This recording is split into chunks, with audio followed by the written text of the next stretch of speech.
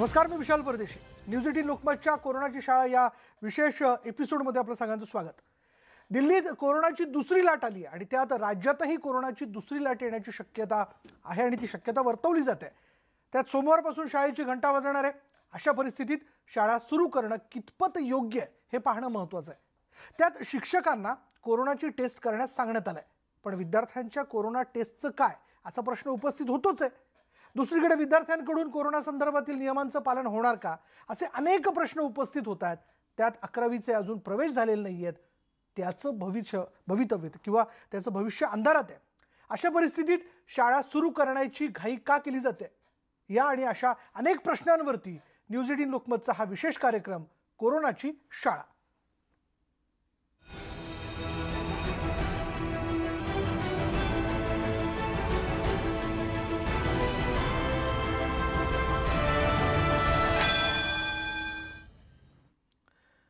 कोरोनाच्या परिस्थितीत राज्यात सोमवारपासून 9वी ते 11वीच्या विद्यार्थ्यांसाठी पुन्हा शाळा सुरू होणार आहेत. अनलॉकच्या प्रयत्नात खबरदारी घेऊन अनेक राज्यांकडून शाळा सुरू करण्याचा प्रयत्न केला जातोय, परंतु अनेक राज्यांनी स्थानिक परिस्थिती लक्षात घेत शाळा बंदच ठेवण्याचा निर्णय घेतलाय. सुरुवातीला केवळ 50% शिक्षक आणि कर्मचारी वर्गासहित शाळा उघडण्यात येणार आहेत. तसंच कोरोनापासून वाचण्याकरता सोशल डिस्टन्सिंग, मास्क, सॅनिटायझर अशा उपायांचा अनिवार्य वापर करावा लागणार आहे. शाळेच्या प्रवेशद्वारावर विद्यार्थ्यांची थर्मल स्क्रीनिंगही केली जाणार आहे आणि त्यामुळे शाळांमध्ये त्या अनुषंगाने तयारी सुरू झाली आहे. पण दुसरीकडे दिल्ली, हरियाणामध्ये कोरोनाचा कहर सुरूच असल्याचं पाहायला मिळतंय. हरियाणातील रेवाडीमध्ये 5 सरकारी शाळा आणि 3 खासगी शाळांमधील 80 विद्यार्थ्यांना कोरोनाची लागण झाली आहे आणि त्यामुळे जिल्हा प्रशासन आणि राज्याच्या आरोग्य विभागात एकच खळबळ माजली आहे. या शाळांना पुढील 15 दिवस बंद ठेवण्याचे आणि शाळा सॅनिटाईज करण्याचे आदेश जिल्हा प्रशासनाकडून देण्यात आले. मग अशा परिस्थितीत राज्यात ही कोरोनाची शाळा सुरू करणं कितपत योग्य आहे?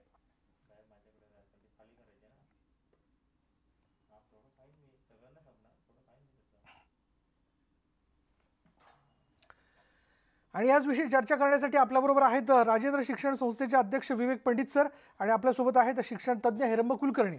सुरुवातीला मी जातो विवेक पंडित सरांकडे. विवेक पंडित सर, खरं तर कोरोनाची दुसरी लाट येणार असं म्हटलं जाते, ती शक्यता अनेकांनी व्यक्त केलेली आहे. खुद्द राज्याचे आरोग्यमंत्री देखील त्याबद्दल खबरदारी घेण्याच्या संदर्भात वारंवार अपील करताना दिसत आहेत. अशात हा शाळा सुरू करण्याचा निर्णय, या वातावरणात शाळा सुरू करण्याचा निर्णय कितपत योग्य आहे? जय हिंद. पहिली गोष्ट की किती लाटा येणार हे कोणीच सांगू शकणार नाही आणि जर असं सगळं जर अधांतरी ठेवणार आपण असलो तर शाळा कधीच भरवता येणार नाही. ह्याच्यासाठी शासनाने जे काही नियमावली करून दिलेली आहे त्याच्या अधीन राहून जर आपण सगळ्या आरोग्यविषयक नियमांचं पालन केलं तर शाळा सुरक्षितरित्या व्यवस्थित चालवता येतात. आपण मगाशी हरियाणा किंवा अन्य ठिकाणच्या बाधा झालेल्या शाळांचा उल्लेख केला, पण अशांचं प्रमाण अतिशय अल्प आहे आणि आपल्याकडे काय होतंय, नाही जे असतं त्याच्याबद्दल खूप बोललं जातं निगेटिव्ह. ह्याच्यावर पॉझिटिव्ह गोष्टींचा विचार करायला पाहिजे. कारण शाळांनी जर व्यवस्थितरित्या, आमचं उदाहरण द्यायचं झालं तर आमच्याकडे प्रत्येक जी वर्ग तुकडी असेल तिथे आम्ही 2 उपतुकड्या करतोय. प्रत्येकानं सगळ्या टॉयलेटच्या वगैरे वेळा वेगळ्या करतोय. प्रत्येक ठिकाणी एक ॲडिशनल टीचर्स आम्ही आतमध्ये ठेवणार आहोत. हे सगळं करणारच होते आणि बाकी थर्मल स्कॅनिंग असेल किंवा हँड सॅनिटायझर असतील, हे सगळं आमच्याकडे आहे.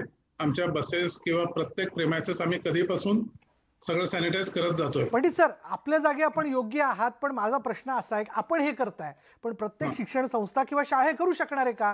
म्हणजे ज्या शाळेमध्ये फी खरं तर अगदी कमी आहे त्या शाळांना वेळोवेळी शाळा सॅनिटाईज करणं हा सगळा खर्च परवडणार आहे का? नाही, जसं आता शासनाकडनं सगळ्या गोष्टी आपण अपेक्षित करतो सगळ्याच ठिकाणी. म्हणजे शाळा सॅनिटाईज करणं किंवा आज आता ही RT-PCR ची टेस्ट जी आहे की नाही, ही सरकारने अगोदर करून ते सरकार फुकट देतं म्हणून बरेच जण आता गर्दी करायला लागलेले आहेत. जर संस्थांनी किंवा प्रायव्हेट ज्याला म्हणतात पार्टिसिपेशन आले तर समाजामध्ये व्यक्ती किंवा संस्था अशा आहेत की नक्की त्या अशा शाळांना मदत करायला पुढे येतील. आणि एकदा हे रेग्युलर करायला लागलं की ह्याच्यामध्ये जास्त काही नसतं, फक्त इनिशियल जे ज्याला म्हणतात की सुरुवातीला. आणि आता मुंबईला मला वाटतं BMCने केलेलं आहे. हे जर मनापासून ठरवलं की हे करायचं आहेच कारण हे मुलांसाठी आवश्यक आहे, ही जी आभासी शिक्षण वृत्ती चाललेली आहे ती काही विशेष लाभदायक नाहीये, हे आपण करायचं ठरवलं की करू शकतोच आहोत. मला रत्नाकर महाजन सरांकडे जायचं आहे. हेरंब कुलकर्णी यांच्याकडे मी जाणारच आहे, पण महाजन सर, सध्याची परिस्थिती आपण बघतोय, दिवाळीनंतरची एक दुसरी लाट येऊ शकते. म्हणजे दिवाळीच्या सगळ्या कालावधीत आपण बघितलं, लोकांनी कुठेही मार्केटमध्ये गेल्यानंतर सोशल डिस्टन्सिंगचं पालन केलेलं नाही आणि दुसरी लाट येऊ शकते असं म्हटलं जातंय. त्यात आपण शाळा सुरू करण्याचा हा निर्णय घेतलेला आहे. ही शाळेची घंटा वाजवण्याची ही योग्य वेळ आहे का?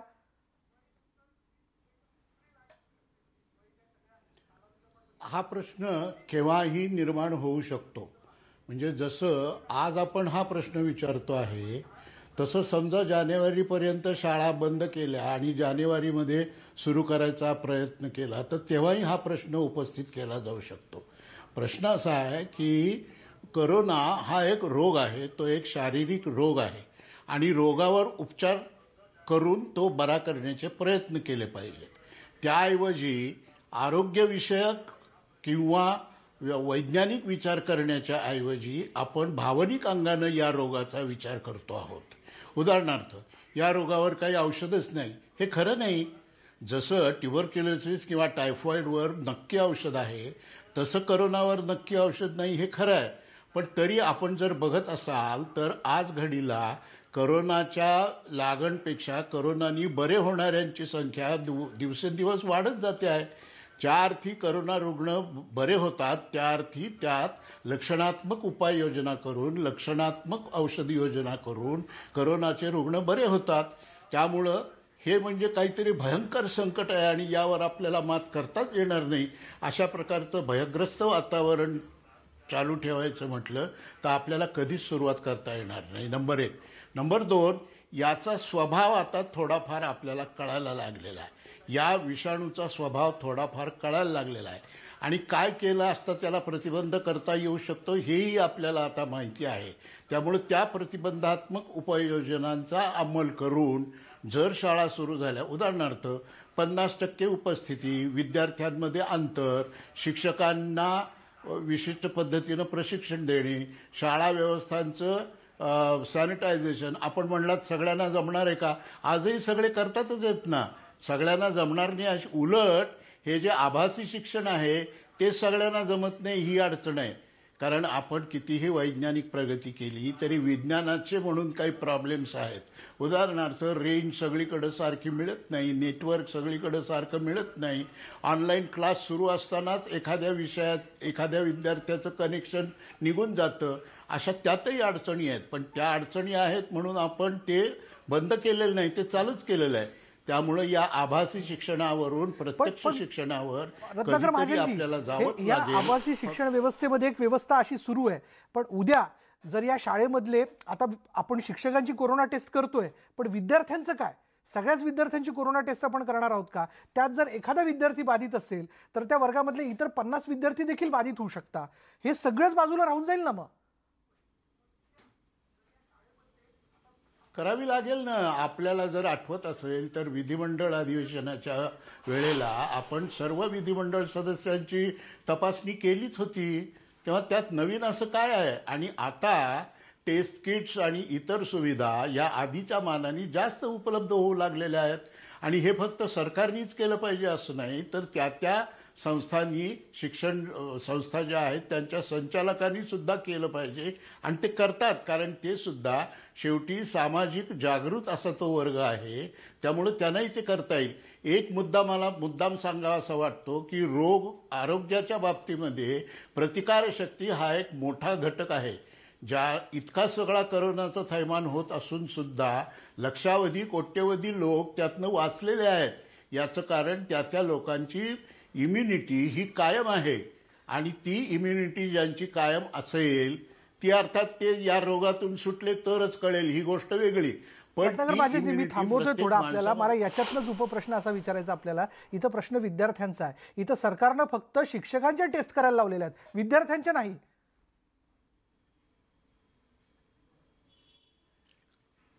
आपण सुचवू सरकारला आणि त्या विद्यार्थ्यांच्या टेस्ट सुद्धा करा अशी आपण विनंती करू. आणि त्याची जबाबदारी त्या ठिकाणच्या, म्हणजे जिल्हा परिषद शाळांची करण्यासाठी जिल्हा परिषदांची जबाबदारी आणि खाजगी शाळांसाठी खाजगी शिक्षण संस्थांची जबाबदारी. पण हाच विचार करून हरियाणामध्ये हा प्रयोग करण्यात आला. रत्नाकर महाजन सर, कुठेतरी सुरू करायचं का नाही? हरियाणामध्ये हा प्रयोग करण्यात आला, तिथे फक्त शिक्षकांच्याच टेस्ट केल्या गेल्या, विद्यार्थ्यांच्या नाही. आता परिस्थिती अशी आहे की त्या 800 विद्यार्थ्यांमधनं 80 विद्यार्थी बाधित आहेत.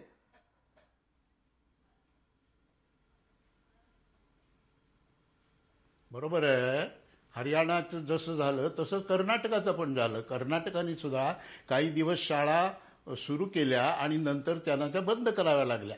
म्हणून तर पुढच्या स्टेज मागचा शहाणा या न्यायानं आपण त्याच्यात सुधारणा करून पण कधीतरी हे सुरू केलं पाहिजे, हा संकल्प महत्वाचा. नाही, तुम्ही म्हणताय ते बरोबर आहे, पण प्रॅक्टिकली हे कितपत शक्य आहे? मग आपण विद्यार्थ्यांना फक्त त्यांची इम्युनिटी टेस्ट करण्यासाठी शाळेत बोलवणार आहोत का? टेस्ट करायला किती वेळ लागतो असा तुमचा समज आहे? आणि समजा 29 तारखेपासून शाळा सुरू असायची तर 27 तारखेपासून टेस्ट सुरू करायला सुरुवात करता येऊ शकते ना. त्यात काय एवढे विशेष आहे? कारण ज्या गावात शाळा आहेत त्याच गावात विद्यार्थी राहतात, त्यांना 2 दिवस आधी टेस्टसाठी बोलवता येतं आणि मग 29 पासून शाळा सुरू करता येते. बरं, मला हिरंब कुलकर्णी यांच्याकडे जायचं. हिरंब कुलकर्णीजी, आपण ऐकलं रत्नाकर महाजन आणि विवेक पंडित यांनी काय या ठिकाणी मुद्दे आपले मांडलेले आहे. याच्यामध्ये विद्यार्थ्यांनी घरनं जेवण करून यावं, स्वतःची पाण्याची बाटली शाळेमध्ये घेऊन यावी, हे सगळे नियम लावण्यात आलेले आहेत. हे कागदावर सगळं ठीक आहे, पण विद्यार्थ्यांच्या मानसिकतेचा आणि त्यांचा चंचलपणाचा जर विचार केला तर हे प्रॅक्टिकली कितपत शक्य आहे? या दोघांच्या बोलण्याची सद्भावना आणि शासनाची शाळा सुरू करण्यामागची सद्भावना अगदी योग्य आहे, परंतु वस्तुस्थिती अशी आहे की सप्टेंबरमध्ये जे पालकांचं सर्वेक्षण केलं त्यात जवळजवळ 61% पालक असं म्हणाले की आम्ही शाळेमध्ये मुलं पाठवायला तयार नाही. किंवा मध्य प्रदेश, बिहार आणि उत्तर प्रदेशमध्ये, आसाममध्ये ज्या शाळा सुरू झाल्यात तर तिथली उपस्थिती खूप कमी आहे. अनेक ठिकाणी 20% पेक्षा विद्यार्थ्यांची उपस्थिती कमी दिसते. आणि याच्यामध्ये एक अडचण अशी आहे की अखिल भारतीय स्तरावरचा हा निर्णय कॉमन असला पाहिजे. याचं कारण असं की 12वी नंतरच्या बोर्डाच्या परीक्षांनंतरच्या ज्या केंद्रीकृत परीक्षा होतात त्या सारख्या असतात, त्यामुळे सगळ्या राज्यांचा निर्णय हा एकाच वेळी झाला पाहिजे. परंतु वस्तुस्थिती आपल्याला काय दिसते की तामिळनाडू आणि तेलंगणाने त्यांचा निर्णय पुढे ढकललाय. मेघालय आणि सिक्कीमने सांगितलंय की पुढच्या महिन्यापर्यंत आम्ही सुरू करणार नाही. मिझोराम सारख्या राज्यांनी शाळा सुरू केलेल्या बंद करून टाकल्या. आंध्र प्रदेशमध्ये 262 विद्यार्थी आणि 160 शिक्षक कोरोनाबाधित निघाले. उत्तराखंडमध्ये 80 शिक्षक कोरोनाबाधित निघाले. पंजाबमध्ये 4 शिक्षक, हिमाचलमध्ये 40 शिक्षक. तर ही सारी संख्या अशी आहे की याच्यामध्ये होतंय असं की एकदा शाळा सुरू करून तुम्ही जर बंद केल्या तर त्याचा सेटबॅक इतका मोठा असतो की त्याच्यातून शिक्षण संस्थांचं नीतिधैर्य खच्ची होईल आणि पालक तर अजून घाबरून मुलं पाठवणार नाहीत. याच्यामध्ये दुसरा जो हेतू आहे की जो सद्भावनेने आहे की मुलं शिकली पाहिजेत. आज मी स्वतः या शाळा उघडाव्यात या भूमिकेचा आहे, परंतु वस्तुस्थिती काय आहे की आज ऑफलाईन शिक्षण केलं तर मुलं आत्महत्या करतात. त्याच्यावर आपणच न्यूज 18 त्याच्यावर कार्यक्रम आयोजित केला होता की ऑनलाईन शिक्षण होत नाही मुलांचं, म्हणून आपण ऑफलाईन शिक्षणाचा आग्रह धरतो आहे. परंतु याच्यामधून दिवस आपल्या हातात किती पडणार आहेत याचाही पण आपण विचार केला पाहिजे की साधारणपणे 5 महिने आपल्या हातामध्ये पडतील की मे महिन्यामध्ये सरकार परीक्षा घ्यायचा विचार करतात आणि रोज साधारणपणे 4 पिरियड 40 मिनिटाचे होतील, म्हणजे 160 मिनिटं. अगदी साधा हिशोब जरी मांडला तर 5 महिन्याचे 150 दिवस, त्यातल्या सुट्ट्या जर सोडल्या रविवारच्या तर 120 दिवस साधारणपणे बाकीच्या सुट्ट्या मिळून जातील. आणि गुणाकार जर केला तर अक्षरशः 3 तास जर धरले तर 360 तासिका फक्त आपल्या हातामध्ये मिळतील. ऍक्च्युली 1000 तासाचा अभ्यासक्रम सरकारने डिझाईन केलेला असतो आणि कुठेतरी 300-350 तास मुलांना शिकवायचं. त्याच्यामध्ये ऑनलाईन आणि ऑफलाईन शिक्षण जेव्हा एकाच वेळी मुलं समोर येतील, काही मुलं ऑनलाईन मध्ये शिकलेले आहेत आणि काही मुलांनी एकही धडा शिकलेला नाही, तर त्या मुलांचं पुनर्भरण करण्यामध्ये शिक्षकांचा खूप वेळ जाणार आहे. आणि अशा मुलांची तुम्ही बोर्डाची तयारी करून घेणार आहात का? तेव्हा मला असं वाटतं की ही वस्तुस्थिती आपण एकदा स्वीकारली पाहिजे की या कच्च्या पद्धतीनं मुलांना तयार करण्यापेक्षा, आणि 1ली ते 8वीच्या तर मुलांचा आपण विचारच करत नाही त्याच्यामध्ये. त्यामुळे माननीय मुख्यमंत्र्यांनी जी सूचना केली उद्धव ठाकरेंनी की जानेवारी पासून नवीन वर्ष सुरू करा किंवा हे वर्ष रद्द करून पुन्हा नवीन वर्षाची फेरमांडणी देश पातळीवर होऊ शकेल का, याच्यामध्ये फक्त एक खोटं फसवं समाधान आपल्याला मिळतंय. याच्यामध्ये अजून एक अडचण अशी की निवासी शाळांचा मुद्दा आहे. आज आदिवासी आश्रम शाळा ज्या आहेत या महाराष्ट्रामध्ये 1,000 आश्रम शाळा, त्याच्यामध्ये जवळजवळ 5.25 लाख मुलं शिकतात. त्याच्याबद्दल अक्षर सुद्धा शासन उच्चारायला तयार नाही. आयुक्तांनी पत्र शासनाला लिहिले. हिरम कुलकर्णी, विवेक पंडित सरांना आपण विचारूयात. विवेक पंडित सर, काय म्हणणं आहे आपलं हिरम कुलकर्णीच्या मुद्द्यावर? कारण कोरोनाचा धोका तर आपण लक्षात घेतोय, ठीक आहे, कधी ना कधी ही दुसरी लाट येणार आहे, हे कितपत आपण गृहीत धरणार किंवा आपण गृहीत धरतो, हे सगळे मुद्दे ठीक आहेत, पण एकीकडे धोका आणि दुसरीकडे हिरम कुलकर्णी यांनी मांडलेले मुद्दे. डॉक्टर महाजन म्हणाल्याप्रमाणे बरं होण्याचं प्रमाण चांगलं वाढत आहे. दुसरी गोष्ट अशी की 9वी 12वी मुलांची मॅच्युरिटी लेवल बऱ्यापैकी असते. आई वडील बाहेर जातात, मुलंही सध्या बाहेर पडतायत, मॉलमध्ये जात आहेत, त्यापेक्षा शाळांमध्ये सुरक्षितता जास्त व्यवस्थित घेतली जाईल आणि त्यामुळे ह्या रोगाचा प्रादुर्भाव निदान आपल्याकडे होण्याची शक्यता कमी आहे. कारण आई वडील तेवढेच सुजाणपणे आपल्या मुलगा जर नीट नसला तर हल्ली घरी ठेवतात. दुसरी गोष्ट अशी आहे की शाळा सुरू करण्याचा एक मोठा सामाजिक मानसिक परिणाम होऊ शकतो की सुरक्षितपणे जर मुलं शाळेत जाऊन परत येत आहेत तर समाज जीवन हळूहळू परत येते. आणि दुसरी गोष्ट अशी की राहता राहिला प्रश्न की गेले 5-7 महिने मुलं घरी आहेत, एका जागी बसतील की नाही, तर ही जबाबदारी मात्र शाळा व्यवस्थित घेतील. हे आता ह्या क्षेत्रात आम्ही 35 वर्ष आहोत, क्लासरूम लेवलला आम्ही असतो, त्यामुळे आम्हाला ती एक पूर्ण जाणीव आहे की मुलांना कंट्रोल कसं करायचं असतं. आणि मुलांना माहिती आहे की चॉईस आपल्याला असा आहे की आपण नीट नाही वागलो तर शाळा परत बंद होऊ शकते. दुसरा प्रश्न असा राहिला की ह्या ज्या टेस्ट आहेत, ह्या टेस्टचा इफेक्ट किती दिवस असतो, की त्या किती दिवस व्हॅलिड असतात, हा परत प्रश्न आहे. म्हणजे आज मी ओके आहे याचा अर्थ आणखीन महिन्यापर्यंत असेलच असं नाही. बरोबर. त्यामुळे घरात जर आपल्याला माहिती असतं की मी बरा नाहीये तर मी जात नाही, जे पालकांकडनं हमीपत्र आहे त्याच्यामध्ये हा आहेच की माझा मुलगा आरोग्यदृष्ट्या उत्तम आहे त्यामुळे त्याला शाळेत पाठवत आहे, हे कुठेतरी आपण काहीतरी गृहीत धरायला पाहिजे. आणि जर सारखंच म्हणत गेलो की काही होणार नाही, इकडे असं झालं, निगेटिव्ह होत चाललं. दुसरी गोष्ट अशी आहे की हे जर वर्ष पूर्ण गेलं तर ह्या वर्षाचा अभ्यास अधिक पुढच्या वर्षीचा चालू अभ्यास मग मुलांना कुठल्या वर्गात बसवायचंय? मुलांचं कंप्लीट 1 वर्ष वाया घालवायचंय की तिसरीतली मुलं पुढच्या वर्षी फक्त त्यांना दुसरीचं झालेलं असतं, त्यामुळे तिसरीचं धरायचं की चौथीचं धरायचं? त्यांच्या आयुष्यातलं हे 1 वर्ष जे आहे, त्यामुळे जे काही महिने आपल्याला मिळतील, पाहिजे तर तुम्ही परीक्षा घेऊ नका, एक 10वी-12वी बोर्डाच्या घ्या काही ठराविक अभ्यासक्रमावर. बाकीच्या पण मुलांना एक ज्याला म्हणतात की मूळ प्रवाहामध्ये यायला पाहिजेत मुलं, त्याच्यासाठी शाळा सुरू व्हायला पाहिजेत. आणि ही सुरुवात येईल, सुरुवात हळूहळू सुरू व्यवस्थित करायला लागलं, हे एकदा कन्फर्म झालं सगळ्यांना की हळूहळू सगळं लाईनीत येईल. आता जरी पालक जरी त्याच्या विरोधात काही प्रमाणात असले, आता माननीय श्री कुलकर्णी यांनी सांगितलेलं की सप्टेंबर-ऑक्टोबरमध्ये 61% होते, पण आता हळूहळू पालकांची मनस्थितीही शाळेत मुलांना पाठवावे असे मी काही 2-4 दिवसातले रिपोर्ट्स बघितले. अर्थात हे सर्वे जे असतात हे कुठल्या तुम्ही ग्रुपचे घेता किंवा पण विवेक क्लायंट. पंडितजी, आपण काही पालकांशी बोलला असणार, खरंच सगळ्या पालकांची अशी मानसिकता आहे का की आपल्या पाल्याला शाळेत पाठवावं? अगदी फ्रँकली सांगायचं तर अर्ध्याहून अधिक पूर्वी जून-जुलैमध्ये जेव्हा हा संसर्ग जास्त होता तेव्हा कमी होते, पण आता पालक आणि मुलंही बऱ्याच प्रमाणात निदान आमच्या शाळेत तरी मी म्हणेन 70%च्या वरची मनस्थिती अशी आहे की शाळा एकदा सुरू होऊन आम्ही शाळेत यायला लागतो. आई वडील आम्हाला जेव्हा भेटतात किंवा शाळेत येतात हल्ली, तेव्हा हेच सांगतात की मुलांना लवकर शाळेत येऊ दे. मुलंही कंटाळत आणि आम्हीही कंटाळत आणि सुरक्षितता आम्ही अतिशय योग्य प्रकारे सगळे करून घेऊ शकतो आम्ही. आता देवळं जर बाकीची चालू झालेली आहेत, ते सरस्वतींची देवळं चालू होतात की, आणि इथे आपण जास्त प्रकारे तिथे व्यवस्थितरित्या आपण करू शकतो, कारण मुलांवर शिक्षकांचा कंट्रोल नक्की असतो. मी पुन्हा एकदा येणार आहे, विवेक पंडितजी पुन्हा एकदा आपल्याकडे येणार आहे. रत्नाकर महाजन सरांकडे पण मला एका मुद्द्याला घेऊन जायचं आहे, पण तत्पूर्वी एक घडामोड आपण बघूयात या संदर्भातली की 23 नोव्हेंबरला आपण बघतोय शाळांची घंटा वाजणार आहे आणि त्यामुळे राज्यातील सर्व शिक्षकांची कोरोना चाचणी करण्यात येणार आहे. त्यासाठी शिक्षकांची कोरोना चाचणी करण्यात येते, मात्र अकोला आणि धुळ्यात शिक्षकांची कोरोना चाचणी करण्याकरता कसलंही नियोजन करण्यात आलं नव्हतं. शिक्षकांनी कोरोना चाचणी करता मोठी गर्दी केली होती.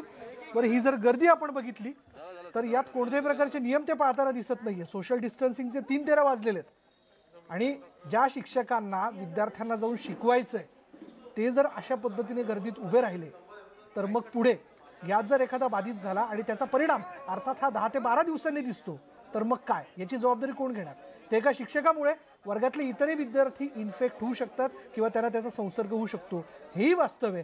3 ठिकाणची दृश्य आपण बघतोय, अकोला, धुळे आणि पुणे.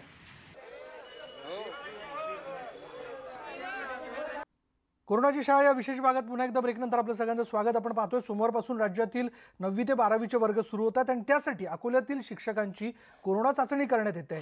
मात्र चाचणी करण्यासाठी प्रशासनाकडून कोणतंही नियोजन केलं नसल्याचं समोर आलंय. सोशल डिस्टन्सिंगचा फज्जा उडाल्याचं इथं बघायला मिळालं. एखाद्या शिक्षकाची चाचणी पॉझिटिव्ह आल्यास त्याला जबाबदार कोण, असा सवाल आता संतप्त शिक्षकांनी विचारला. शिक्षण विभाग आणि आरोग्य विभागाच्या नियोजन शून्य कारभारावरही शिक्षकांनी टीका केली.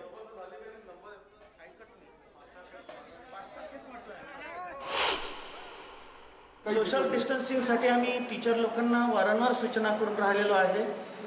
ते सुशिक्षित लोक आहेत, त्यांना वारंवार सूचना देतो आहे, पण ते ऐकण्याच्या परिस्थितीतच नाही आहेत. आता ते सामान्य लोक असते तर आम्ही त्यांना म्हणजे ढकलवून हे करू शकलो असतो, पण जे टीचर लोक आहेत, ते सुशिक्षित वर्गाचे लोक आहेत, त्यांना त्या प्रकारे वागणूक देणं पण आम्हाला शोभलं नाही. पण आम्ही त्यांना म्हटलं की 1-1 फुटाचं अंतर ठेवा, पण प्रत्येकाला वाटायचं की माझा नंबर पहिले लागला पाहिजे, त्याच्यामुळे ते सगळेजण चिपकूनच राहिले. सर्व शिक्षक इथे आलेले आहेत, त्यामध्ये महिला सुद्धा आहेत, पुरुष सुद्धा आहेत, हँडिकॅप शिक्षक सुद्धा आहेत. तर त्यानुसार इथलं जे नियोजन आहे ते नियोजन शून्य आहे. कारण इथे किती जणांना तपासणी करायची, कोणाला तपासणी करायची, काय करायचं याचं कुठलंही नियोजन नाही आहे. आणि त्यामुळे जी परिस्थिती म्हणजे आज सोशल डिस्टन्सचा पूर्णतः फज्जावर आलेला आहे. आणि आमच्याकडं कुठलंच म्हणजे नियोजन नाही आहे की आम्ही म्हणजे सुरक्षित असू असं. आणि आम्हाला कंपल्सरी म्हणजे 10 ते 12 असं 2 तासाचं टायमिंग दिलेलं आहे. आणि त्या टायमिंगमध्ये शक्य नाही 2च दिवस दिलेले आहेत. शासनाने हा जो उपक्रम सुरू केला आहे तो खरोखर अतिशय स्तुत्य आहे. पण त्यामुळे हा जो धोका उद्भवलाय, आज तुम्ही जे गर्दी बघत आहात, सोशल डिस्टन्सिंगचा भाग तुम्ही बघत आहात, कारण टीचर्स ताटकळत आहेत 3 ते 4 तासापासून. तर इथे थोडं नियोजन जर असलं, आल्या रजिस्ट्रेशन केलंय किंवा आता जशा चिट तुम्ही दिल्या 3 तासानंतर, त्या जर आधी मिळाल्या असत्या तर कसं शिक्षकांना थोडं धीर मिळालं असतं. मला रत्नाकर महाजन सरांकडे जायचं आहे. महाजन सर, या शिक्षकांच्या प्रतिक्रिया आपण ऐकल्या. इथं शिक्षकच नियम पाळत नाहीत किंवा ऐकत नाही आहेत, त्यांना घाई झाली. विद्यार्थी काय ऐकणार आहेत? खरं तर जर या शाळा सुरू करायच्या आहेत तर या शिक्षकांची चाचणी करण्यासंदर्भातलं जे नियोजन होतं ते ॲटलिस्ट एक 7 दिवस अगोदर सुरू करायला हवं होतं. त्याबद्दलच्या सूचना द्यायला हव्या होत्या. तसं काहीच होताना दिसत नाही. याचाच अर्थ निर्णय तर घेण्यात आला, पण त्याबद्दलचं नियोजन काय करण्यात आलेलं नव्हतं शिक्षण विभागाकडनं. हा आक्षेप कोणावरही कधीही कुणीही घेऊ शकतं.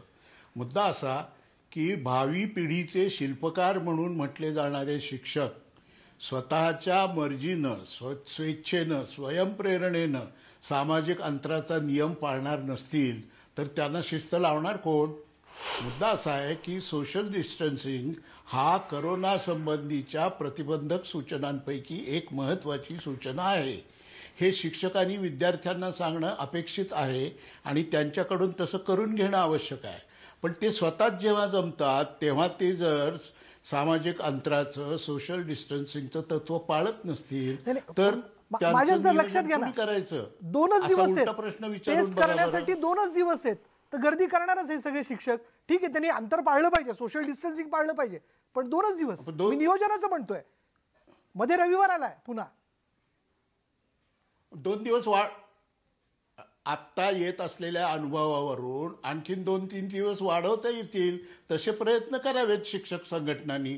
दरवेळेला सरकारच्याच खांद्यावर टेपर टेकवायचं आणि आपण स्वतंत्र भारताचे स्वतंत्र नागरिक म्हणून अभिव्यक्ती स्वातंत्र्य बजावत राहायचं, याला शिक्षकांच्या दृष्टीने काय अर्थ आहे? विवेक पंडित सर, आपण बघितलं या सगळ्या शिक्षकांच्या प्रतिक्रिया आपण ऐकल्या. इथं शिक्षकच गर्दी करतायत, मग विद्यार्थ्यांचं काय? हा माझा म्हणजे हाच प्रश्न आपल्याकरता पण आहे. म्हणजे अगदी स्पष्ट बोलायचं झालं तर आमच्या क्षेत्रातली बरीचशी मंडळी शिस्तीच्या बाबतीत ते इतरांना लागू ठेवतात, स्वतःला करत नाहीत. हा भाग अगदी स्वच्छ आणि खरा आहे. ह्याच्याबरोबर दुसरा भाग असा येतो की शासनाने कधीच डिक्लेअर केलं होतं की 17 ते 21 या दरम्यान तुम्ही कोरोना टेस्ट ही जी RT-PCR आहे करून घ्या. तरी बरेच जणांनी ती करून घेतलेली नव्हती आणि जेव्हा शासनाने ती फ्री किंवा काही ठराविक ठिकाणी दिली त्याबरोबर तिकडे सगळीकडे गर्दी व्हायला लागलेली आहे. दुसरी गोष्ट अशी की शासनाने तिथे नियोजन करावं असं म्हणताना शिक्षकांनी कोणीतरी पुढाकार घेऊन लाईन हे करावी किंवा तिथे मॅनेज काहीतरी करावं. 17 ते 21 हा कालावधी तुम्हाला कमी वाटत नाही का विवेक पंडितजी? कमी आहे, पण सेंटर्सची जर संख्या वाढवली असती. आता तुम्हाला म्हणजे थोडं विषयांतर होतं. आमच्याकडे आम्ही आजपासून शिक्षकांसाठी RT-PCRच्या KDMCच्या माध्यमातून सहकार्याने टेस्ट चालू केलेले आहेत आणि येत्या 2-3 दिवसात जवळजवळ 400 शिक्षकांना आम्ही शाळांना अशा वेगवेगळ्या वेळा दिलेल्या आहेत. त्यावेळेला त्याने तिथे यायचं आणि सगळं नियम पाळून व्यवस्थित सगळं होणार आहे ते आणि होते. आजपासून सुरुवात झालेली आहे. हेच सेंटर जरा जास्त केली असती तर चालू झालं असतं, पण लॅब टेक्निशियन पुरेशा प्रमाणावर उपलब्ध नाहीयेत. त्यामुळे सगळा होतो आणि बरेच जण शेवटच्या क्षणापर्यंत थांबलेले होते. ही जी आपल्याकडे भारतीय किंवा महाराष्ट्रीयन माणसाची एक मनोवृत्ती आहे ना, की शेवटच्या क्षणी मग धावपळ 11th आवरला सगळं जागे होतात, त्यामुळे गर्दी वाढते. आणि 22 तारखेला रविवार आहे हे खरं सगळ्यांच्या लक्षात यायला पाहिजे होतं, की 2 दिवस तरी रिपोर्ट्स लागतायत. 21ला किंवा 22ला टेस्ट झालं तर ती माणसं 24 शिवाय येत नाहीत. दुसरी गोष्ट, शासनाने फक्त इंग्लिश, सायन्स आणि गणिताचे सुरू करा विषय म्हणून सांगितलेले आहेत. ही गर्दी तेवढ्याच शिक्षकांसाठी जर आपण अलाउड केली असते की फक्त एवढ्याच विषयाच्या बरं, विवेक पंडित शिक्षकांनी मला एक सांगा की शिक्षकांनी चाचणी करून घ्यावी याबद्दलचा सर्क्युलर किंवा GR जो आहे किंवा जे काय असेल आदेश असेल ते केव्हा आला, आपल्याकडे केव्हा आलं? हे 15-20 दिवसापूर्वी आलेलं आहे माझ्या माहितीप्रमाणे त्यांनी. आणि शाळा नोव्हेंबर दिवाळीनंतर उघडणार ही एक वदंता होतीच, पण कुठेतरी एक मनाशी बऱ्याच जणांची अशी असतं की एखाद्या नाही शाळा सुरू होणार, चला कशाला काय घाई करायचे. म्हणजे तो जो पॉझिटिव्ह अप्रोच असतो की शाळा सुरू होतील, आपण ठीकठाक राहूया आणि ह्या टेस्ट आपल्याला करायच्या आहेत. तेव्हा त्याने डिक्लेअर केलं की 17 ते 21 मध्ये करा. हे सगळं अगोदर करायला पाहिजे होतं. म्हणजे आता आमच्यापर्यंतचा अपडेट असं विवेक पंडितजी की काल रात्री मुंबईतल्या काही शाळांना याबद्दलचे आदेश किंवा त्या संदर्भातलं पत्र आलेलं आहे. हेरंब कुलकर्णी आपल्याला काहीतरी यामध्ये आपलं म्हणणं मांडायचं आहे. बरोबर आहे, अगदी बरोबर आहे. तुम्ही जे बोलताय ना, म्हणजे शिक्षकांवर का हे दोषाचं खापर फोडलं जातं मला समजत नाही. म्हणजे शिक्षकांवर मी पण अनेकदा टीका करतो, पण प्रत्येक वेळी आपण का शिक्षकांना झोडपतो? म्हणजे आता याच्यामध्ये वस्तुस्थिती अशी आहे की कालपासून त्या सेंटरची नावं यायला लागली की तालुक्यामध्ये किती ठिकाणी सेंटर्स उपलब्ध आहे. पुन्हा त्याच्यामध्ये फक्त अशी वेग सूचना असते की या 4 सेंटरवर तुम्ही टेस्ट करू शकता. आज प्रत्येक तालुक्यामध्ये किमान 2 ते 3 हजार शिक्षकांची संख्या आहे. म्हणजे 100 हायस्कूल जर धरले आणि 15-20 शिक्षक 9वी ते 12वीचे धरले तर साधारणपणे 1,500-2 हजार संख्या होते. पण त्याच्यात जर असं स्पेसिफिक असेल की हे सेंटर या ठिकाणी या हायस्कूलचे शिक्षक जातील आणि त्याची वेळ ही असेल, अशा पद्धतीचं बायफर्गेशन करून जर त्याचं सूचना दिल्या असत्या तर अशी गर्दी झाली नसते. इथे आदेश कसा असतो की तुमचा टेस्टचा रिपोर्ट तुम्ही प्रशासनाला सादर करायचा आहे. मग त्या शिक्षकाची स्थिती तुम्ही समजून घ्या की त्याला सोमवारी शाळेमध्ये जायचंय आणि मग आपले जर टेस्ट रिपोर्ट दिला नाही तर मग आपल्याला काही कारवाई होईल का, अशी त्याची मानसिकता असते. म्हणून मला असं वाटतं की भारतीय मन वगैरे या सगळ्या मुद्दे बरोबर आहे, परंतु या ठिकाणी आणि त्याच्यामध्ये एक लक्षात घ्या की त्या कोरोना सेंटरची पण अडचण आपण लक्षात घ्या की त्यांना फक्त शिक्षकांसाठीच काम नाही करायचं, कारण दिवाळीनंतर मोठ्या प्रमाणावर गावागावात कोरोनाचा प्रादुर्भाव वाढलाय. त्यामुळे अचानक पेशंट येत राहतात, म्हणजे त्यांना इतर पेशंटही बघायचे आहेत, शिक्षकही बघायचे आहेत. त्यामुळे या 4 दिवसामध्ये जर तुम्ही 6-7 तारखेला निर्णय घेतला होता तर मग तुम्ही थोडस एक 3-4 दिवस पुढे जाऊन आणखी एक 5-7 दिवस जर दिले असते आणि स्पेसिफिक हे सेंटर या ठिकाणी या शाळांच्या शिक्षकांनी जायचं, एवढं जरी छोटा फरक केला असता आणि वेळा दिल्या असत्या की तुमच्या शाळेचे शिक्षक इथं पाठवा, कारण 1,500-2 हजार संख्या आणि एवढे सेंटर तर बाय फॉरगेट कसं करता येईल, असा एवढा जरी छोटासा बदल जरी केला असता तर ते होऊ शकलं असतं. पण आपण सातत्यानं का झोडपतो आहोत या समुदायाला मला समजत. बरं, सरस्वतीची मंदिरं सुरू झाली पाहिजे जसं विवेक पंडित यांनी सांगितलं, या सगळ्या मतांशी आपण सहमत आहोत, यात कोणत्याही प्रकारची शंका नाही. पण महाजन सर, जे थोड्या वेळपूर्वी आपण म्हणालात तुम्ही की नियोजनाचा अभाव हा आरोप आपण कोणावरती कसाही लावू शकतो, पण यामध्ये जेवढं आता हे सगळं वास्तव आपण बघितलं, हेरंब कुलकर्णी यांनी जे मुद्दे मांडले यावरनं असं नाही का म्हणता येणार की खरंच नियोजन जमलं नाहीये?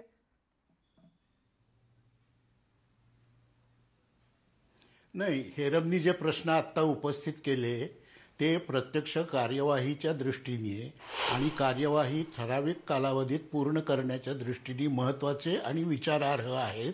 त्यांचा विचार करून त्यावर अंमलबजावणी केली पाहिजे, याच्याबद्दल काहीही वाद नाही. पण ही अंमलबजावणी कुठं होते? गाव पातळीवर होते, तालुका पातळीवर होते, शहरात, मोठ्या शहरात वेगवेगळ्या झोन्समध्ये होते. एका अर्थानं विकेंद्रीकरण हे या कार्यवाहीचं मुख्य लक्षण आहे. म्हणजे ह्याचं नियंत्रण काही मुंबईत बसून किंवा पुण्यात बसून पुणे जिल्ह्याचं नियंत्रण होऊ शकत नाही. तर त्या तालुका पातळीवर, त्या गावाच्या पातळीवर हे करायला पाहिजे. या संदर्भामध्ये त्या पातळीवरच्या प्रशासन यंत्रणेमध्ये जर काही त्रुटी राहिल्या असतील तर त्या दूर केल्या पाहिजेत, हेही खरं आहे. मी मगाशी म्हटलं त्याप्रमाणे अजूनही शिक्षकांच्या तपासण्यांसाठी जर काही वाढीव दिवस आवश्यक असतील तर तेही दिले पाहिजेत, याच्याबद्दलही वाद नाही.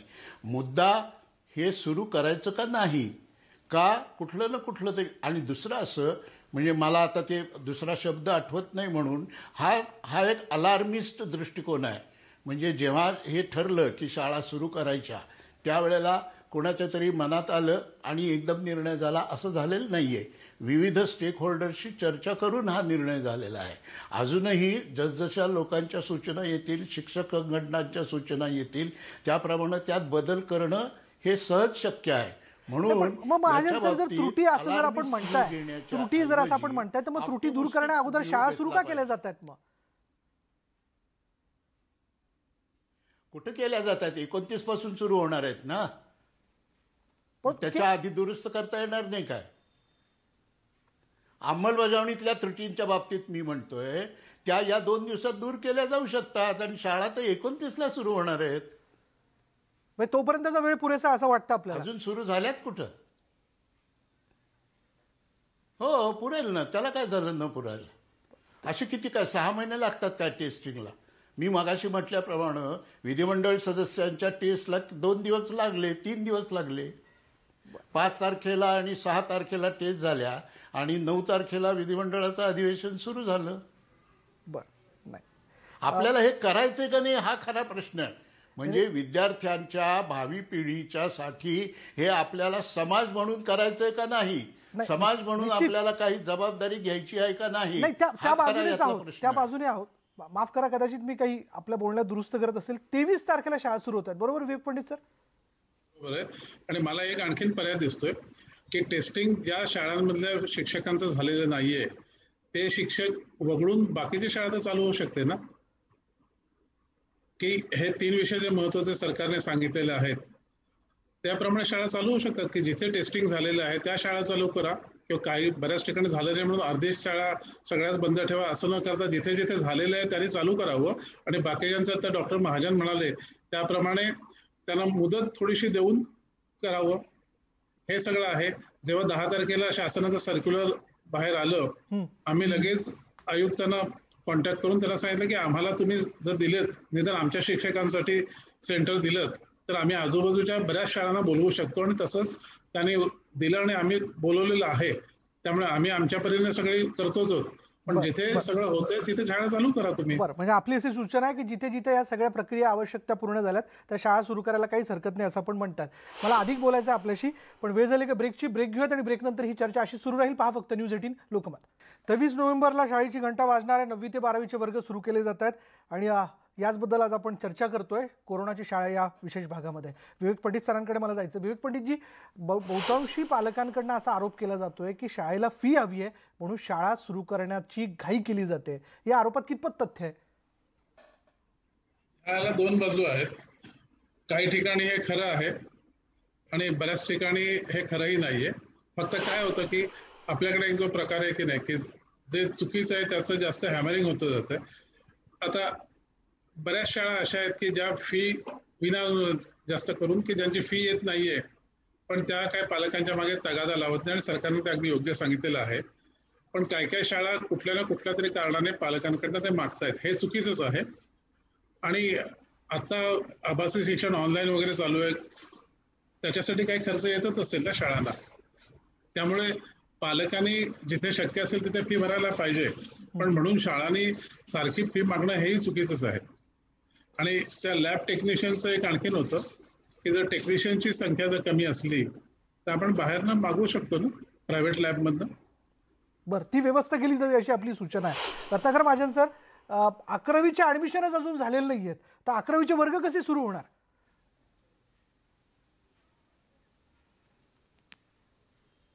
तो मुख्यतः प्रशासनाचा मुद्दा आहे. म्हणजे 10वीचा निकाल किती लागला, त्याच्यातून 11वीच्या वर्गामध्ये वेगवेगळ्या शहरात किती विद्यार्थी प्रवेश घेणार याचा काही एक एस्टिमेट आहे. त्यानुसार त्या टाइम टेबलप्रमाणे सुरू होतील, ॲडमिशन सुरू होतील. पण 11वीच्या ॲडमिशन्स याआधी सुरू व्हायला पाहिजे होत्या, हा मुद्दा बरोबर आहे.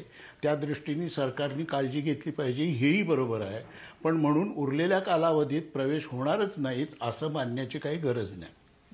हेरंब कुलकर्णीजी, गेल्या चर्चेमध्ये जेव्हा आपण चर्चा करत होतो ऑनलाईन शिक्षण, ऑफलाईन शिक्षण, त्याचबरोबर शाळा सुरू करण्याचा मुद्दा, यामध्ये एक मुद्दा आपण असा मांडला होता की शाळा सुरू करण्याबद्दलचा प्रयोग हा पहिल्यांदा तालुका पातळीवरती करण्यात यावा, मग हळूहळू त्याची अंमलबजावणी सगळीकडे करण्यात यावी. पुन्हा एकदा मी त्या मुद्द्यावरती येतोय. आता जर पुन्हा एकदा शाळा सुरू करण्याचा हा जो निर्णय हा आपण समोर ठेवतोय तर हे कितपत प्रॅक्टिकल आहे? बरोबर आहे. न्यूज 18च्या मागच्या कार्यक्रमात आपण या विषयावर चर्चा केली होती आणि थोडं विषयांतर करून मला तुमचं अभिनंदन यासाठी करायचं आहे की तुम्ही आजकाल या ऑनलाईन आणि ऑफलाईन शिक्षणावर जवळपास हा 4था कार्यक्रम आहे आणि सातत्यानं तुम्ही हा विषय लावून धरता आहात. तर मला तुम्ही जे म्हणताय ते बरोबर आहे की आपल्याकडे एकाच वेळी एकाच दिवशी सगळीकडे सुरू करण्याचा जो आग्रह असतो त्याच्यातून काय होतं की तो जर प्रयोग एका ठिकाणी फसला तर मग पूर्ण प्रयोगच सफर होतो.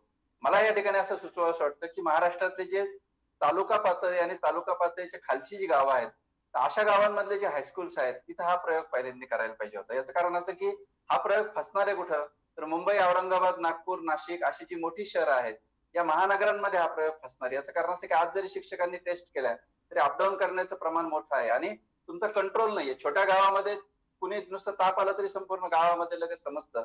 म्हणून मला असं वाटतं की हा प्रयोग करताना तालुका पातळीची पासून जी छोटी गावं आहेत तिथं काही ठिकाणी हा महिनाभर करून पाहायला पाहिजे होता आणि मग हळूहळू जिल्ह्याची गावं आणि मग महानगरांकडे सर्वात शेवटी जायला पाहिजे होते. याचं कारण सगळ्यात मोठा फटका तिथं बसणार आहे. आता तुम्ही बातमी दाखवली की न्यूयॉर्क शहरातल्या सगळ्या शाळा आज बंद करायचा महापौरांनी आदेश दिला किंवा दिल्ली प्रशासनाने तो निर्णय घेतला. तेव्हा महानगरांमध्ये हा प्रयोग फसेल आणि त्याच्यामध्ये व्हॉट्सअप हे इतकं भयंकर अस्त्र आहे की एखाद्या शाळेत एखाद्या मुलाने नुसती शिंक जरी दिली तरी लगेच व्हॉट्सअपवर मेसेज फिरतील की या ठिकाणी कोरोना पॉझिटिव्ह मुलगा सापडला. आणि बरोबर. मला काळजी वाटते की याच्यात काळजी अशी वाटते की एकदा जर या शाळा आपल्याला बंद कराव्या लागल्या ना तुम्हाला सांगतो तर व्हॅक्सिन टोचल्याशिवाय पालक मुलांना शाळेत पाठवणार नाही आणि आज जे आपल्याला 8-15 दिवसाचा जो फटका आहे तो खूप मोठा दीर्घकालीन फटका बसेल. म्हणून हा छोट्या छोट्या ठिकाणी हा प्रयोग सुरू करावा आणि असं आपल्याला वाटतं. या चर्चेमध्ये आपल्याबरोबर न्यूज 18 लोकमतचे संपादक आशुतोष पाटील देखील आपल्याबरोबर सहभागी होतात. आशुतोष पाटील सर. विशाल, हा प्रयोग होतोय. शासनाने अशी भूमिका घेतली का की शाळांवर सोडून द्यायचं, आपल्या माथी पाप नको, शाळा सुरू करा, आरडाओरडा झाला, शाळा सुरू करून द्यायच्या, आता पुढची जबाबदारी शाळाने घ्यायची. शिक्षकांच्या टेस्ट घेताना जे नियोजन आज आपण पाहिलं हे चित्र अतिशय भयावह होतं. हे चित्र आपल्यापर्यंत पोहोचले, पण अशा अनेक ठिकाणी अशा अनेक वेगवेगळ्या गोष्टी आहेत ज्या आता न्यूज 18 लोकमत तुम्हाला उद्यापासून हे वास्तव दाखवणार आहे. उद्या आम्ही हाच विषय घेणार आहोत हेरम कुलकर्णीजी, कारण आपल्याला घाई होते काही काही गोष्टींची. आपण ज्या गोष्टी करण्याची पूर्वतयारी करण्याची गरज होती ती न करता आपण हा निर्णय घेतोय असं वाटू लागलंय. कारण शिक्षकांना तुम्ही आदल्या रात्री काल तुम्ही सांगताय आणि उद्यापासून तुम्ही टेस्ट घ्यायला पाठवताय. शिक्षकांना वेळ माहीत नाही, कसं जायचं, टेस्ट कोणती होणार त्याविषयी क्लॅरिटी लागते, ती क्लॅरिटी देण्यात येत नाही. शिक्षण मंत्री सांगतायत की आपल्याला शाळा सुरू करायच्या आहेत. पॉझिटिव्ह विचार असं आहे की आता इथे आपले जे तज्ज्ञ सहभागी झाले आहेत, पंडितजी असतील, महाजन सर असतील, अतिशय पॉझिटिव्ह विचार घेऊन बोलत आहेत. खरं म्हणजे या पॉझिटिव्ह विचारांची गरज आहे. आपल्याला कोरोना पॉझिटिव्ह नाही व्हायचंय आणि शाळा सुरू करताना शाळेमधल्या प्रॅक्टिकल डिफिकल्टी, ग्राउंड रिॲलिटी समजून घेण्याची गरज आहे. शाळांमध्ये शिक्षकेतर कर्मचारी आहेत का, सॅनिटायझिंग कोण करणार, कसं करणार, हे नेहमी रेग्युलर होणार का. आणि आज शिक्षकांना शाळा सुरू होण्यापूर्वी तुम्ही टेस्ट करून सोडताय, पण जे शिक्षक 20-25 मुलांना एक्सपोज होणार आहेत त्या मुलांची टेस्ट कोण करणार. बरं, ती यंत्रणा झाली नाही, मग घाई कशासाठी. बरं, एकदा टेस्ट करून ही तुम्हाला काय 15 दिवस, 20 दिवस, 1 महिना पुरणार आहे. कुठलाही मुलगा कधीही पॉझिटिव्ह होऊ शकतो आणि अख्ख्या वर्गाला क्वारंटाईन करू शकतो. तसं झाल्यानंतर पुढे जे होईल त्याचं काय. 15 दिवस शाळा जर बंद झाली, बरं, एक मुलगा वेगवेगळ्या मुलांना एक्सपोज होतो, एक शिक्षक वेगवेगळ्या वर्गात जातो. अशा वेळेस तुम्हाला कॉन्टॅक्ट ट्रेसिंग ह्याच्यामध्ये कोरोनामध्ये फार महत्त्वाचं असतं. किती जणांच्या संपर्कात आला हे जर तुम्हाला कळलं नाही तर पुढच्या येणाऱ्या समस्यांचा विचार सरकारने केलाय का, हा प्रश्न या निमित्ताने विचारावा वाटतो. विशाल, हा निर्णय घेणं अतिशय कागदावर अतिशय चांगला दिसणारा निर्णय हा, पण प्रत्यक्षामध्ये जेव्हा शाळा सुरू होतील तेव्हा अनेक प्रॉब्लेम असे समोर येतील ज्याचा शासनाने विचार केला नसेल. विशाल, धन्यवाद या प्रतिक्रियेबद्दल आणि या विश्लेषणाबद्दल. अधिक आपण बोलणार आहोत या विषयाला घेऊन, पण यानंतर एक ब्रेक घेऊयात आणि ब्रेक नंतर पुन्हा एकदा मी जाणार आहे आपल्या तिन्ही गेस्टकडे आणि त्यांच्याकडनं काही सूचना आपण घेऊयात. आता आपण ठीक आहे ही सरस्वतीची मंदिरं सुरू केली पाहिजे याबद्दल आपण सकारात्मक आहोत, पण काही गोष्टी ज्या आहेत त्या करताना काळजी घेणं देखील आवश्यक आहे. काही सूचना ज्या आहेत त्या आपण घेऊयात एक ब्रेक. पहा फक्त न्यूज 18 लोकमत. कोरोनाची शाळा विषयाला घेऊन आज आपण चर्चा करतोय. माझ्याकडे अगदी वेळ थोडा आहे, 30-30 सेकंद तिघांकरताही. रत्नाकर महाजनजी आपल्यापासून. आशुतोषनी जे मुद्दे मांडले त्या मुद्द्याचं सार असं की आपल्याला जे मोठ्या प्रमाणावर सुरू करायचं आहे त्याचं नियोजन पुरेसा काळ देऊन केलं पाहिजे. हे खरं आहे, पण मी मगाशी म्हटलं त्याप्रमाणे हे जे नियोजन किंवा त्याची कार्यवाही आहे त्याचं विकेंद्रीकरण आवश्यक आहे. ते एका ठिकाणी बसून त्याची कार्यवाही होऊ शकत नाही. नंबर 2, ह्या तारखेपासून शाळा सुरू करायच्या आहेत ही सूचना काही शाळांना काल गेली असेल, पण काही शाळांना आठवडा 10 दिवसापूर्वी गेलेली आहे असंही या क्षेत्रातले लोक सांगतात. पण आपण म्हणता त्याप्रमाणे त्याच्यामध्ये नियोजन आणि धोरण या पातळीवर जर काही राहिलं असेल तर ते योग्य वेळी आणि योग्य पद्धतीनं सोडवण्याची दखल शासनाच्या संबंधित मंत्री आणि प्रशासन घेतील याची मला पूर्ण आशा आहे. बरं, विवेक पंडितजी. माझ्या मते मी थोडंसं आणखीन हे करीन की शाळा ऍक्च्युली जे शाळेमध्ये काम करतात अशा माणसांना जर विश्वासात घेऊन किंवा नियोजनामध्ये जर सामील करून घेतलं त्यातल्या बऱ्याचशा समस्या कमी होऊ शकतील. जसे SSC बोर्डाला मुख्य सेंटर आणि सब सेंटर असतात तशी प्रत्येक ठिकाणी जर एखादी मोठी शाळा ठेवली आणि आजूबाजूच्या शाळा तिथे सॅनिटायझेशन किंवा सगळे व्यवस्थित पाळलं जाते की नाही ही जबाबदारी जर आपापसात वाटून घेतली तर बरंचसं सुसह्य होऊ शकतंय. त्यामुळे आणि नियोजन थोडंसं घाईचं होतं कधी कधी. आणि माझं पहिल्यापासूनच म्हणणं आहे की नागरिकांना इन्व्हॉल्व्ह करायला थोडंसं पाहिजे. म्हणजे ज्यांचे काही पॉलिटिकल नाही आहेत असे जे आम्ही मंडळी असो की तुम्ही आम्हाला ज्या क्षेत्रातली माहिती आहे त्या क्षेत्रात आम्हाला थोडंसं विचारा की हे असं असं आहे शाळांना. आता आज जे आमच्याकडे पण गर्दी झाली होती शास्त्रीनगरमध्ये, पण त्या तिथे जर अगोदर कळलं असतं की तिथे 9 ते 6 डिक्लेअर करून टाकलं आणि तिथे टेक्निशियन कमी, ह्या सगळ्या गोष्टी टाळता येण्यासारख्या असतात. बरं, त्या टाळता आल्या असता असं आपल्याला वाटतं. हा, हिरम कुलकर्णीजी. हा, मला असं वाटतं की आदिवासी आश्रमशाळांमध्ये जवळपास 5.25 लाख मुलं जे शिकतात किंवा समाज कल्याणच्या जवळपास महाराष्ट्रात 1000 आश्रमशाळा आहेत. या मुलांची चर्चा या सगळ्या शासनाच्या चर्चेत कुठंच येत नाही. तर ही मुलं खेड्यापाड्यात राहणारी असतात, तर यांच्या निवासाची काय तुम्ही व्यवस्था करणार आहात?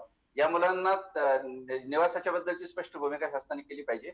सूचना नंबर 2 की शाळा कधीही पुन्हा बंद होऊ शकतात हे लक्षात घेऊन स्वयंअध्ययन साहित्य मोठ्या प्रमाणावर छपाई करून ते विद्यार्थ्यांना दिलं पाहिजे. आणि तिसरी छोटी सूचना अशी की खाजगी शाळा आपल्याकडे म्हणजे तुकड्या मंजूर नसल्यामुळं एकेका वर्गात अगदी 80-90 शहरी भागात मुलं आहेत आणि आता त्याचे अनेक वर्ग करायचे. त्यासाठी शिक्षक भरलेले नाहीत, शिक्षक संख्या कमी आहे. तर मग या ठिकाणी आपल्याला तात्पुरते मानधन तत्वावर शिक्षक नेमायचे. तर त्याच्याबद्दल शासन काय करणार आहे त्याच्याबद्दल स्पष्ट त्यांनी बोलावं असं आपल्याला वाटतं. ही आपली सूचना आहे हिरम कुलकर्णीची.